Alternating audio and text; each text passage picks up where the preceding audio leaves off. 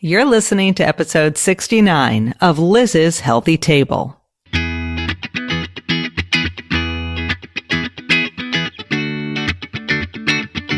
Looking for a healthy new way to feed your family without the hassle and hype? Welcome to Liz's Healthy Table, where your host, registered dietitian nutritionist Liz Weiss, serves up fresh and flavorful recipes with a tasty side of science, good nutrition, and fun. Are you and your family ready for some wholesome food that tastes great too? Don't change that dial. Your food adventure starts here.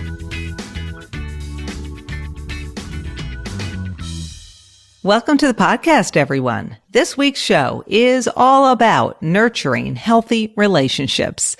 With Valentine's Day just around the corner, my guest, Lisa Davis, joins the show to talk about aphrodisiacs, sexy superfoods, and recipes designed to keep you and the loves in your life feeling healthy, vibrant, and strong. From beets and berries to good fats and good bacteria, Lisa serves up superfoods for a super you. She's got tips for keeping your skin and mine looking its best, and she's got recipes to share, including her gluten-free Ooey Gooey Brownies made with cashew butter and dark chocolate, and her cauliflower rice brimming with colorful vegetables. Lisa is a health expert with a master's degree in public health, and she's the host of 2 podcasts, including Talk Healthy Today and Naturally Savvy Radio. So get ready to have some fun and be sure to visit lizshealthytable.com/podcast for the recipes and show notes from this episode. A friendly reminder, if you love the show, tell a friend about it and post a review on Apple Podcasts, Stitcher Radio, or wherever you get your podcasts. And don't forget to join the Liz's Podcast Posse page on Facebook. It's a closed Facebook group. You can join it to join the conversation. And of course, when you join the page, you'll always be the first to know about what's going on the blog and the podcast. Liz's Healthy Table is brought to you by my friends at superhealthykids.com. You're a one-stop shop for recipes, meal plans, cooking videos, and tips for feeding kids of all ages. The show is also brought to you by the Parents on Demand Network, where you will find parenting podcasts featuring everything from pregnancy to the challenges of parenting. For the lineup of shows, head to parentsondemand.com. Lisa, welcome to the podcast. Thanks, Liz. I'm super excited to be here. I'm glad you're finally here. I've known you for so many years, and it's about time. Yeah. Well, it's funny because when I first moved to the East Coast, you were the first person I connected with in terms of looking for health media. And it was great. I remember your kids were little and I didn't have a kid and she's now almost 16 and your kids are older. It's just crazy. That is so crazy. So how did you know about me? I remember that you randomly reached out to me. This is a long time ago. Yeah. It's 2001, maybe 2000 even. It sounds about right. Yeah. I don't remember. I just remember somebody said, oh, if you want to talk to somebody who's really good in media, you should reach out to Liz. And I did. And we got together and we, shared some great ideas. And I'm so glad we've kept in touch all this time. I know. And I've been on your radio show many times. You've never been on my podcast, but why don't we just, before we kind of get into the whole, concept of what to eat and relationships and all this great stuff, which is so perfect around Valentine's Day, but just tell everybody, Lisa, a little bit about yourself. You mentioned you have a child, but tell us a little bit about yourself, where you live, what you do. We want to just get to know you a little bit better. Oh, sure. Well, I'm originally from California. In April, it'll be 20 years that I've been here, about half hour north of Boston. I'm really proud of myself for staying only because of the cold. By April, I get a little bit irritated that it's still cold, but I think I would miss the season. So I've become quite the outdoors woman. I'm out in the snow. I'm out in the cold. I'm out with my dogs. I love nature. I love spending time with my family. I love to cook. I do 2 podcasts. One I've been doing for about 6 years called Naturally Savvy Radio, which is wonderful with my fabulous co-host, Andrea Donsky. She's the creator of naturallysavvy.com, which is an awesome website. And then I do a show called Talk Healthy Today, which is part of AIM Media. They do Clean Eating Magazine, Vegetarian Times, Yoga Journal, muscle and performance, and more. And I love meeting new people. I love learning as much as I can about health and sharing it with others. And you have a daughter.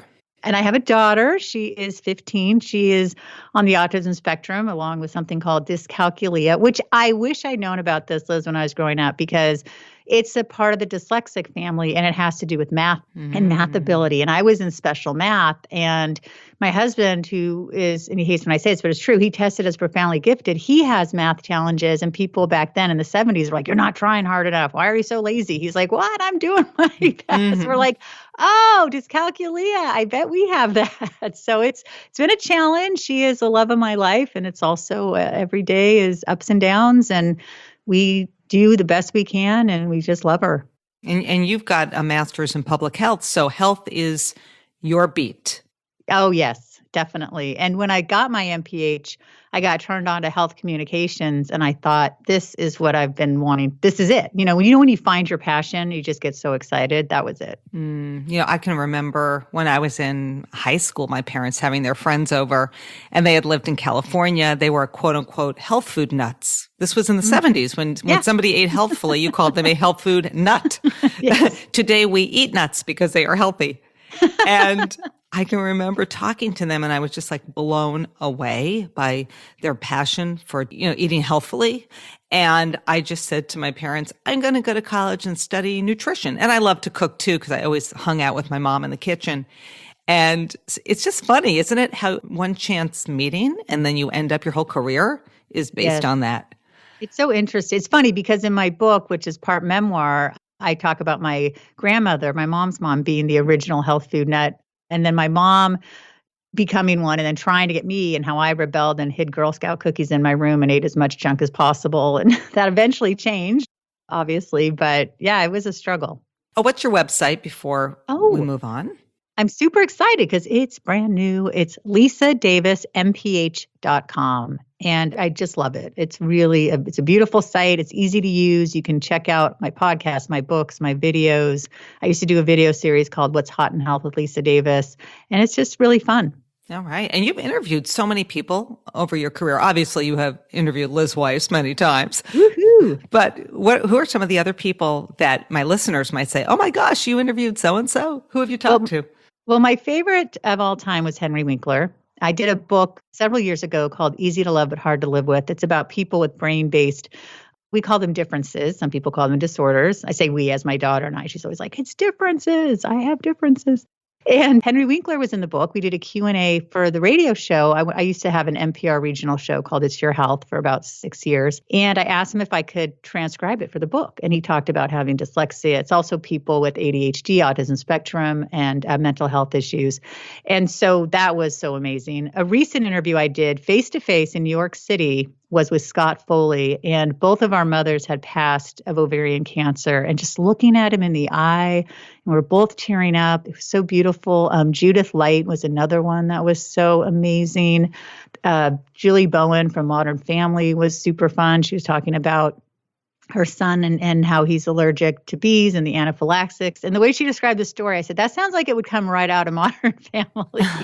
But there's so many amazing people. And a lot of regular. And that's the thing, like, I think so often people look for celebrity. And, I've been experienced that, trying to get some interviews and say, oh, well, you're not a celebrity. It's like, but I have some really good things to say. And a lot of people who've written books or are out in the health field who aren't famous are doing some incredible, that. They're doing incredible work. So thanks for having me, even though I'm not a celebrity. Nor am I. Yeah. But we have a lot. Love it. We have a lot to talk about. Yes, we do. So let's talk about Valentine's Day. So just around the corner. And so I want to talk about nourishing healthy relationships. So much of what I talk about on the podcast is really aimed at parents and caregivers and grandparents and how we take care of our families and our kids. We forget about ourselves. We forget about our relationships with our significant others. And nutrition is so important. What we eat is so important. So I thought we could just talk a little bit about your book. And you and I have talked about this. This is like a family podcast. And the title of your book is a little bit, it sounds a little risque, but once you get inside the book, it's really not. So tell us a little bit about your book. And then let's just talk about kind of what's wrong with the standard American diet. And then we'll talk about what we should be eating to nourish those relationships. Okay, so the book is called Clean Eating, Dirty Sex. My intention was for it to be immediately clear that it's not about dirt. It's not dirty. It's just to play off the word clean. I come from a family full of people who love to pun and we love words and we love to do play on words. And people who get it instantly laugh and they're like, yeah, of course it's not. And other people aren't so sure. So I immediately like to say there's nothing dirty. It really is about improving your overall health.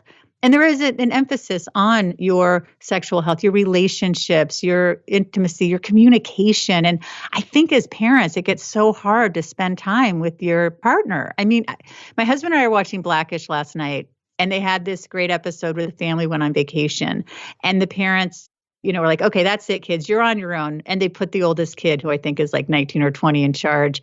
And they just had the most romantic time. And I looked at my husband, I'm like, okay, we need to figure out some way to go on a romantic vacation. It is hard. We get so wrapped up, in the everyday, and we're running in circles. So it's a good idea to take a step back and also to really focus on what we're eating. And I think people just say, oh, I don't have time to eat healthfully. And, I am focused on my kids. They're eating great, but me, not so much. Right. But so just let's talk a little bit about the SAD diet, the standard American diet, and why that is just such a bad way to go. And then we'll give people all the good foods, the superfoods, the things we should be consuming to feel energized and really to feel our best. Oh, definitely. So the standard American diet I put in the book aptly called the SAD diet, because it's pretty sad. It's like factory farm meat, heavily processed meat, fried foods, fast foods, things with hydrogenated oils, high fructose corn sweetener, white stuff with lots of sugar and added salt. And those food scientists, they know what they're doing. They really know how to make something extra palatable. And that's why, you can't eat just one, right? Well, they made it that way. And that's the problem, is that if you're just filling up on all these junky foods all the time, then you don't leave room for the good stuff. And I'm not saying you can never have a treat, obviously, but when that's the bulk of your diet, you're just going to feel lousy. Yeah. Yeah. And so let's just talk about a few of those kind of superfoods. I mean, everybody knows eat fruits and vegetables, eat whole grains, nuts, seeds. Sure. Mostly plants, but, and good quality protein foods. But what are some of those kind of superfoods, the science behind those superfoods? And then we must talk about aphrodisiacs. So yes, of course. whether it's hype or there's really some science to back it up. So give us maybe one or two superfoods, three superfoods that we should be kind of thinking about when we want to nourish ourselves. Okay, so the first one is fat, healthy fat. We all survived, most of us, I would think, the whole SnackWell's era of low fat, no fat, high sugar, and that didn't do any good for any of us. That led to a lot of obesity and other issues. So I'm a big proponent of healthy fat. So you want to have your avocados and your olive oil. I eat an avocado a day, and people are like, oh my gosh, it's so fattening. It's like, yeah, if I'm eating an avocado, but I'm also eating a huge salad, and I'm eating healthy protein and maybe a yam or, something that you want to have that nice balance. And I know, Liz, I'm sure you talk about this, but having the carb, the protein, and the healthy fat in each meal, to your best of your ability, right? Healthy fats are also really important when it comes to sex hormone production. It's really important for gals of a certain age, let's say perimenopause, menopause. You want to be getting those healthy fats. Another thing that you want to do is you want to eat those bright colored vegetables, right? We talk about this. And this is where you've got the antioxidants and you've got the flavonoids and the nitric oxide. And this all has to do with the nitric oxide has to do with helping your blood flow well. And so a lot of the foods that are in the book that are good for your sexual health are also good for your heart health, right? And your hormonal health. So it's connected. Can I just step back? Let me just step back, because you talked about women of a certain age. Yes. And healthy fats. And then you talked about nitrous oxide and blood flow. So let's just dig into those for a second. Sure. So, we're talking about healthy fats, right? And you talked about avocados and obviously nuts and seeds. And, right. Salmon. These all have healthy fats. Right. And we shouldn't be afraid of them. So how are they good for ladies like me of a certain age? Well, again, your sex hormone production, you need to have the healthy fats. And when you are going through changes, you want to make sure that you're giving your body what it needs. And I'm not saying if you eat an avocado, you're not going to have a hot flash. But in terms of your hormonal regulation, it does help to have healthy fats in your diet. And I noticed a big difference. It also has some wonderful skin benefits. My skin is better when I eat more healthy fat. My hair is nicer. You just have a certain glow. People will say, oh, you have such a glow. It's like, well, I eat a lot of healthy. When I say a lot, I don't mean like I'm eating 10 avocados a day. But like I said, I'll eat an avocado a day. And I just feel like there's still people who are like, I can't do that. It's too fattening. And I have a friend like that, and she's drinking Diet Coke. And I'm like, what are you doing? How am I going to get you to? Right. You want to nourish. It's about the quality. Nourish. Right. And then, nitrous oxide. Tell everybody, what is it? Where does it come from? And why is it important for blood flow? Right. So nitric oxide, I'll try not to get too scientific, but it's a 2-atom gas, and it's made by the endothelium tissue that lines your blood vessels.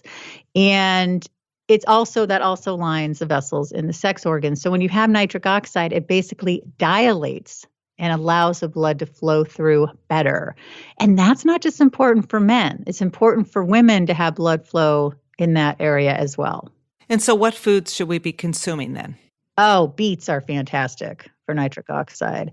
Another thing that's interesting too is that watermelon is what they call natural Viagra, because watermelon has L-citrulline, which converts to nitric oxide. So there's some foods that don't have it. There's like a conversion. In nuts, they're high in L-arginine, and then they convert to nitric oxide in the body.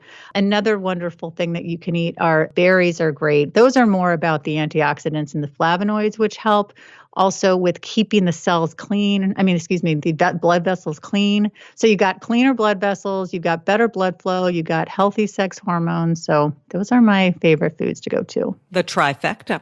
Now, Yes. I have a friend who's a dietitian, and she's a big runner, sports dietitian. And she said when she got to, I forget what age, she was bumped up into a different class of runners. Like when she was in a race, you know how they always have like the 50 and plus and 60 and older and whatever. I don't do running races, but this is what she tells me. So she gets bumped up to an older class. So she's like the youngest in that class. And she said, and before the race, she ate beets. And because of that nitric oxide, and it increases blood flow, it also increases your athletic performance. I mean, there's a lot of research to prove this. You could even have some beet juice. She said she blew past everybody. She's like, I felt like I was cheating. Oh my gosh. Yeah, so literally having beets. Right. I'm so glad you said that because, beets are great for a lot of things. Like I said, this is even, the book really is for overall health. I tell people, even if they're celibate, it really is it's looking at things that you can do to help your overall health. But if you are having issues in the department of, your sexual health and you don't want to just grab a pill, then make some of these lifestyle changes. It's not going to happen overnight, just like, any healthy lifestyle plan. But in time, you will feel better overall and you'll perform better overall. Mm-hmm. You talk also about superfoods and you include water. Right. And I think that's something we often forget about is just to stay hydrated. Oh, it is so important. Recently, I did an interview with this wonderful guy, Michael Carson, and he's out of LA and he's a big trainer and he's just amazing. And he just said, listen, get up in the morning and just down a glass of water and then wait a few more minutes and down another glass of water. And I'm thinking, I'm going to be going to the bathroom all day. Mm-hmm. And I've been feeling better and I haven't. So it's like, this is good. So we just talked about how important it is to get enough water. Yeah. And, and I do drink a lot of water personally, but, my morning routine, I'm sure people can relate. I get up in the morning, do not talk to me, and I must have my cup of coffee. I am just let me have my coffee, leave me be. And then I microwave reheating this coffee 100 times, and I'm done with my coffee. Then I'm hungry and I have breakfast, and now I'm drinking my water. And, it's just that first hour, I just need that warm cup of coffee. See, that's nice. I'm envious. This is how I wake up. Mom, can you help me get ready? Every single day. I'm asleep and then it's like, Mom, where'd you put my shoes? I know. Well, but let's also remember, Lisa, that when my kids were teenagers, in high school, this is the big reveal, they would go out at night and I could not sleep till they came home. My husband, he goes right to sleep. Is not worried at all. And I have I'm half asleep. Then finally I hear one of them come home. I'm like, okay, now I can go to sleep. It's hard. And when Simon's home from college, even though he's at college, he's doing what he's doing. It's the same thing. I'm like, okay, where is he? Then I might get up and check my phone and there's a text. I'm sleeping at Zach's house tonight. I'm like, all right, now I can go to bed. I'm like, thank you for texting me. That's all I need. Just that's text me. good. So one other superfood, I mean, you talk about a bunch in the book, but this is one of my favorites, and that is beneficial bacteria. Sounds weird, Yes. but why is the bacteria in the food, that we eat important for our health? So more and more, Liz, we're hearing about the importance of improving our gut bacteria and how the gut is connected to other areas of our body. I mean, there's a whole brain gut connection. So we want to eat foods that are fermented like kimchi, kombucha, which I still haven't tried because I don't like things that are sour, and sauerkraut. Although I do like sauerkraut. Well, I've learned to like sauerkraut. Prebiotic foods such as asparagus, there's dark chocolate, garlic. Oh my gosh, I eat so much garlic, jicama, onions. And it's a good thing to do. These foods are also beneficial for the health that we've been talking about, and as well as your overall health. Because what happens is, especially if you take an antibiotic, don't forget to take your probiotic, because the antibiotic will kill the good bacteria in there. And so you definitely want to be. And some people will just take a probiotic when they're on antibiotics, but then they don't the rest of the time. So either take a good probiotic or hopefully eat some, good probiotic rich foods as well. Yeah. And it's interesting because I did a podcast last year with Anthony Thomas. He's with Jarrow Formulas. He's their scientific director. He's phenomenal. And we talked about women's health, vaginal health, and the importance of, taking a probiotic specifically designed for vaginal health. And so if you let's say you get urinary tract infections like I used to get, I started to take these specific probiotic supplements, and it really did make a difference. And if you are on antibiotic, and gosh, we hope, we don't have to go on them too often, then wait 2 hours, then take your supplement. And then, like you said, eating those foods that are naturally rich in good bacteria, but then the prebiotic foods, that's the food for the bacteria.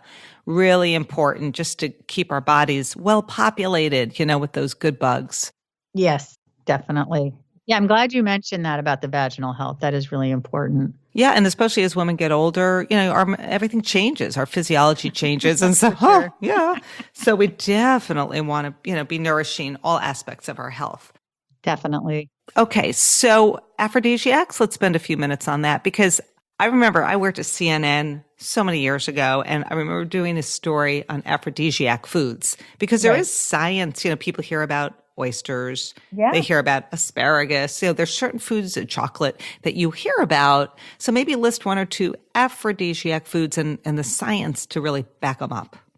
Well, it's funny because you just mentioned the ones that I was thinking about. I don't like the word aphrodisiac because then people think that it's not real, but these foods actually do have science behind them. And in the under the main title, it's Essential Superfoods and Aphrodisiac Practices for Ultimate Sexual Health and Connection. And I really like the word connection in there to let people know that this is a book about really getting to know yourself and getting to know your partner as well. So some of the foods, you mentioned asparagus. And asparagus, I love asparagus. I think asparagus is so yummy. Do you know what I do? I roast my asparagus. Oh, I do too. And it takes no time at all. It's 10 minutes. It's olive oil, salt, and pepper, done. Right. What temperature do you put yours at? I do 425. Okay. And I do 10 minutes. I give it a little stir, and then I might give it a couple more minutes, and it just kind of caramelizes.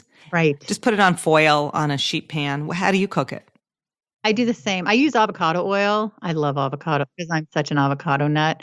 And nice thing about avocado oil too is it has a high smoke point, so you can cook at higher temperatures with it without it, changing to not as good of an oil. So I love that. But I love olive oil as well.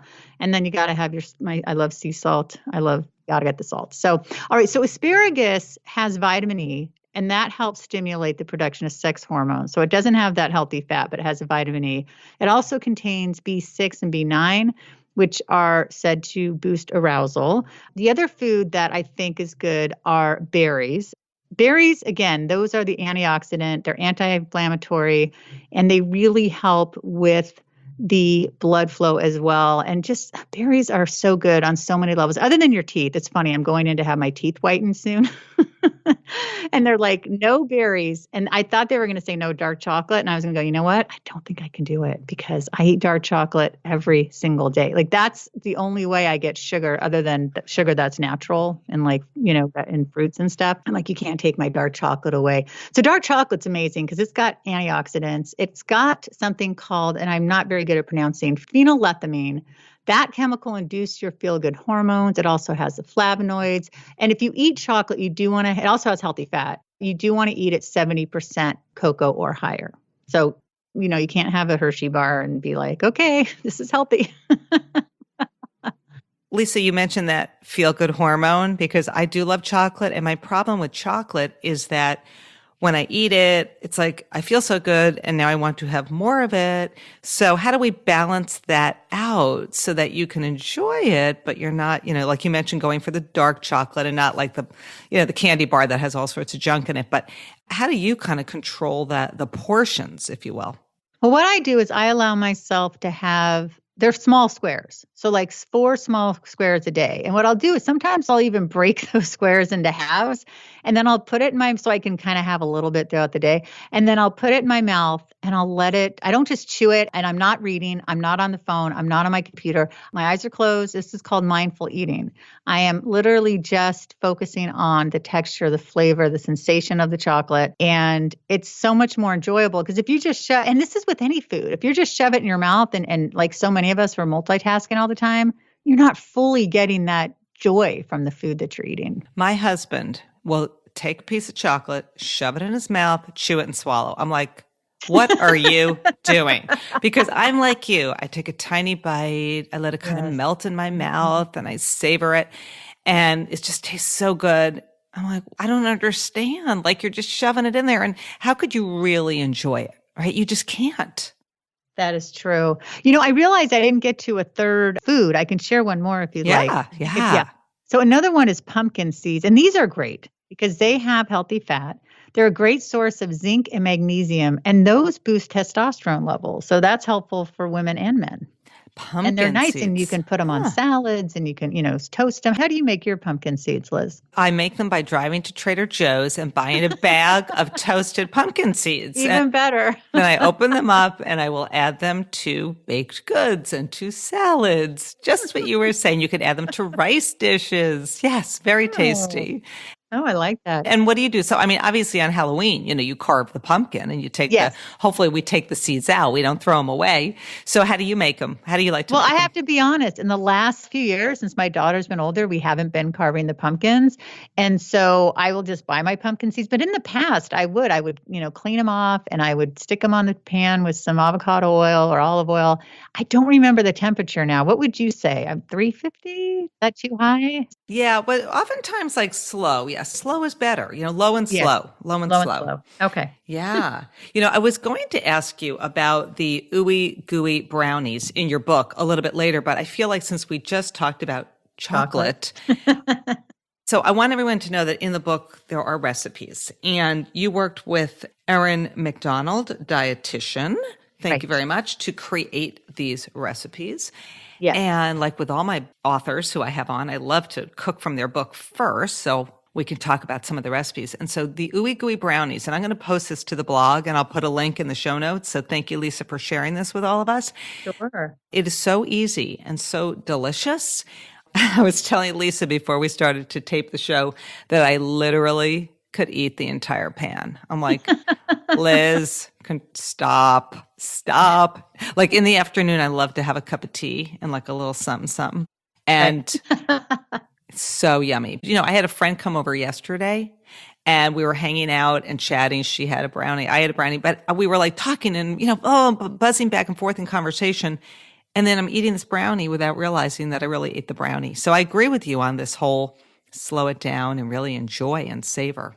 Yes. Yeah, I'm so glad you like those. I just want to say Erin is amazing. She is the registered dietitian for Clean Eating Magazine, and she also does their Clean Eating Academy. And she has some of her own fantastic cookbooks, and she's just a whiz with spices. So I gave her a list of foods that are shown to be good for your overall health and your sexual health. And I said, just create some recipes. And these were all recipes she just created for this book. And those brownies are so good. Now, you did something interesting with them, Liz. Yeah. Well, let's just tell everybody that for this recipe, because I want everybody, in case you're not on the blog right now, and you don't have to write this recipe down, because like I said, I'm going to post it. So you call for a cup of smooth cashew butter or almond butter or peanut butter. And so I went to Trader Joe's and I got cashew butter. So you add that to a food processor along with a third cup of honey. And my little hack here, and maybe you do this too, I sprayed my third cup measuring cup with nonstick cooking spray, and then I poured the honey in it. And then then it came right out. So, cause sometimes it can really stick, right? Yeah, that's a great point. And then it also calls for 2 tablespoons of unsweetened cocoa powder, 1 large egg, and then 2 tablespoons of unsweetened cashew milk or almond milk or cow's milk. And I did have cow's milk in the fridge, so I used that. A teaspoon of vanilla extract, a 1/4 teaspoon of cinnamon, a little je ne sais quoi. I love cinnamon with chocolate. Yes. A few cranks of sea salt. I use kosher salt, a teaspoon of baking powder, and then 2 tablespoons of chopped dark chocolate. And you said with 72% cocoa or more. So that dark chocolate. Right. So that's what I used. And then I chopped up a little bit more just to sprinkle on top because the picture here shows little chips on top. So I just added a little bit of chopped chocolate.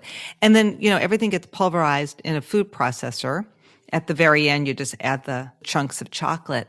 And then the one little change I made, which I was telling Lisa about, is I was like, oh gosh, I was looking at this recipe. It says ooey gooey. I'm like, gosh, it really seems a little too ooey gooey. I'm not quite sure. I added, and I didn't even need to do this, but I did it and it worked great. So I think it'll work great either way. I added 2 tablespoons of old-fashioned oats, and I just kind of pulverized those in with everything. And I felt like maybe it'll just solidify them a little bit. They were easy to slice. I let them cool completely, sliced them, into 16 little squares. You could serve these with raspberries on Valentine's Day. You could add a little bit of like coconut whipped cream. I've got some in my fridge, one of those like little squirty bottles of regular whipped cream or coconut whipped cream. Love it. But really delicious. Like not too sweet, just sweet enough. And then that dark chocolate. Yeah, they are really fabulous. Another one I love is almond flour chocolate cake. If you're not a chocolate person, the mixed berry bowl with sweet cashew cream or the balsamic roasted strawberry shortcakes are also great.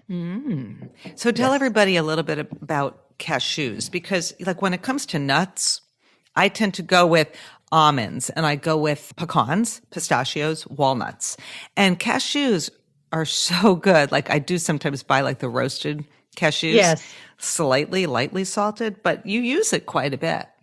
Yeah, I think the reason that Aaron used it is because cashews are so smooth, and they, a lot of times if you look at a recipe, for example, for like a cheese, and I'm doing air quotes, like a CHEEZ, they'll be made from cashews because especially not like a hard cheese, but if it's like a soft cheese substitute, or if you're looking for a cream or a whipped cream or a nice ingredient that you can really, it has that satisfying cream-like texture that if you don't eat dairy, I think it's the next best thing. And I think that's why she used a lot of cashews. Yeah. I need to play around with it a little bit more.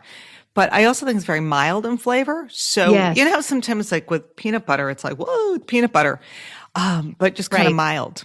Yeah, I think you could even add like to this recipe, how I added the oats. I think you could add half a banana. I think you could add some pumpkin seeds. Like I think there's other ways to kind of elevate it. It's just such a great foundational recipe. And then you could just do so much more. So what I'm going to do, so I don't eat the whole pan, is I am going to freeze the individual squares. And then when I'm feeling like, how you say, I just have a few squares of the dark chocolate, I could just pull one out, slightly thawed, and then enjoy that. Oh, see, that's the thing to do. I am really bad with willpower, which is why the only sweets I really eat is dark chocolate, except occasionally, I'll make these. But I'm also kind of sensitive to nuts, which is, oh gosh, it's such a drag, Liz. I can eat them, but they make me really tired. And not only tired right after, but tired the next day. So it's sort of like if I know. That's weird. Yeah, it's really weird. I have a bunch of weird food sensitivities. Okay. So it's such a drag. But if I know like, tomorrow's Saturday and I can just hang out, we're just going to go, watch a movie or just do whatever, then I'll have some. So when I make these, it's really special. If I didn't, sometimes I'm grateful for my food sensitivities because if I didn't have them, that pan would be gone. Because I'd be like, my only thing that's going to be is I'm just going to get chubby, but yeah. Oh, well. Yeah, I think the key is freeze them and eat them slowly over time. So before we dig into one more recipe, I have to go back because if I don't go back, I'll forget. But I did want to talk about skin health because you talk about that in the book. And, obviously hydration, so drinking lots of water. But what else can people do to keep their skin, healthier and more elastic and hydrated? Yes. Here's one thing I always say to people. Once you lose your skin elasticity, it's not coming back. And I think you'll see a lot of creams for like before and after where like a woman will have like jowls and there's hanging and then all of a sudden it's tight. That's not going to happen unless you've gotten filler or Botox or something. But what I recommend is work with the skin that you have because you can still look beautiful. Eating the healthy fats is good for your skin. Like you said, drinking the water is really good for your skin. Using gentle products is really good for your skin. Having a routine. The thing that I love to do is I get a facial once a month, and that's my treat to myself. I think self-love, pampering, we work hard, and I think doing something nice, and that's my one nice thing that I like to do. I want to talk about one more recipe in the book. Page 127, cauliflower fried rice. So being the Trader Joe's person that I am, I'm very lazy. I just go there and get the cauliflower rice that is frozen or the fresh cauliflower rice, but you could certainly make it yourself. But this recipe, you start off with one head of cauliflower, you cut it into large chunks, and then you just use like a box grater and you kind of shred it up, right? You process it, or you could put it in a food processor, actually. You say put it into the processor and pulse until you have all these little small pieces. But I think because cauliflower is kind of the it vegetable, even at mainstream supermarkets, you can find cauliflower already riced up. Oh, yeah. I think it's actually a good way to reduce food waste because they're using every part of the cauliflower. When you buy a cauliflower, there's a lot of food waste because you're throwing out part of the stem. I think they just kind of chunk it all up, rice it all up. And then you heat avocado oil in a skillet, and then you saute up chopped onion, and you use carrot, which is peeled and chopped, zucchini, which is chopped, garlic. So you've got all these veggies in with the cauliflower rice, and then you season it with low sodium tamari or soy sauce, sesame oil, rice vinegar, and you add green onion and then some black sesame seeds for garnish. So it's a delicious side dish, or you can add a protein to this side dish and turn it into a main meal, like grilled chicken or shrimp or, whatever leftover protein you might have, tofu, you name it. Right. And if you don't have any, then I would recommend one of my favorite recipes in the book is the spiced chicken thighs. The seasoning is just perfect. And if you don't like thighs, you can do it with chicken breast. But I love that recipe. And so does my family. And if you don't eat meat, then there's this. There's also a great recipe that has sweet potato noodles and white beans and harissa. There's some wonderful salads in there. There's one that has a wonderful sexy fig dressing. Not that I don't think dressing can be sexy, but it's really delicious. Of course it can be. Why not? We're going to make salad dressing sexy for this podcast. That's right. Yeah. Bringing sexy back. Why not? We can do what we want to do. And, chicken thighs, I will say, I talked about it on my last podcast with Rachel T. Meyer. We were talking about cooking in the slow cooker. And I said to her, I think chicken dries out. She says, A, you want to use thighs, and B, you're overcooking it. Chicken cooks up pretty quickly. So I love the idea. And they're less expensive too. Chicken thighs, you could get like the boneless that's true. or just skinless chicken thighs, much less expensive than chicken breast. So I love it. But I do love this cauliflower fried rice, and I've made it because it's also a great way to use up veggies. So you might have some baby carrots in the fridge, chop them up, chuck them in. It's like or even you might have some parsley left over from a few days earlier, chop that up, add your chopped parsley. I think we're often like so wedded to a recipe versus kind of morphing it and changing it a little bit. Yeah, that's what I love about what you do, Liz. You're such a whiz. Liz the Whiz. Liz the Whiz. Has anyone ever said that? I just came out. No, but I will. I said I like a good play on words. So. I have been called, I've been called Busy Lizzie, of course. Oh, cute. My friend Laura in college, instead of calling me Liz Weiss, this is awful, she'd call me Whiz Lice. Oh, no. Which is just a horrific, awful name. So we won't go there. I'll take Busy Lizzie any day. Yes, that is cute. That is cute. Now, for people who like eggplant, there's a great sticky and spicy Japanese eggplant. That's really good. And I'm a huge spaghetti squash fanatic. Now, Liz, I had you on a show. We did a whole show on spaghetti squash, and you had different things that you made with it. So this one's so easy. This is just tomatoes and pesto, but I love to make a really nice meat sauce, with the grass-fed beef and tons of garlic and onions and tomatoes and oregano and basil and the whole 9 yards. I cooked some spaghetti squash the other day, and I would swear I was eating vermicelli. Like, it was just perfect. I love spaghetti squash, and I have been, for whatever reason, totally into acorn squash this winter. Really? And yeah, I don't know why. Maybe because I just keep seeing it at the market. I keep buying it. I love delicata squash in the early winter because that's when you really see it at the market.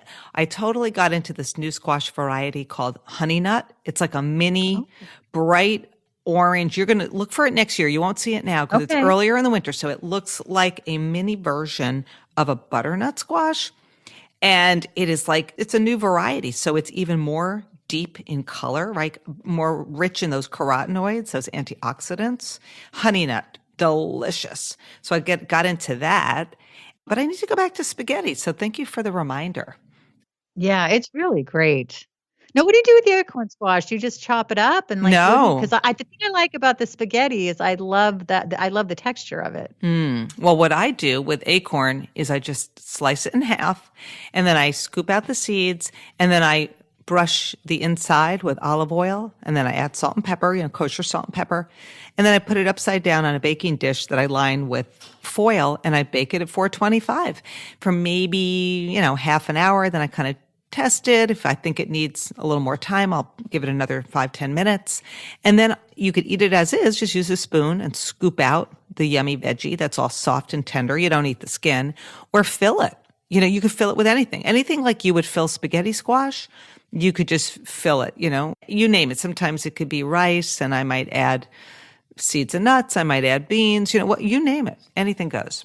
Oh, that sounds great. Okay, perfect. Yeah. And what was the other one you said to look for next year? Oh, honey nut. Honey nut.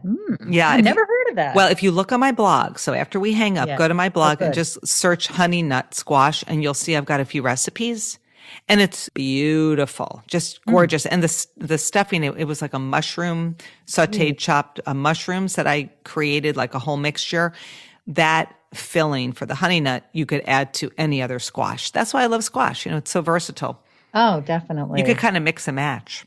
Right. So Lisa, I usually end my show with this question, like a mystery question I pull out of a mason jar, and I'm looking at my mason jar now.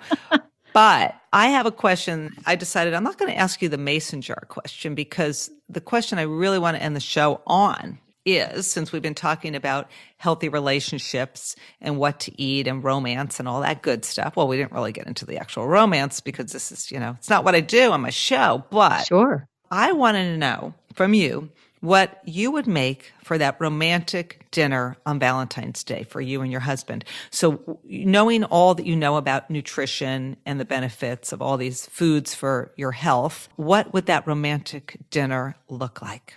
Ooh, I love that. Okay, well, I'm going to use the recipes that Erin created from the book. Fair enough.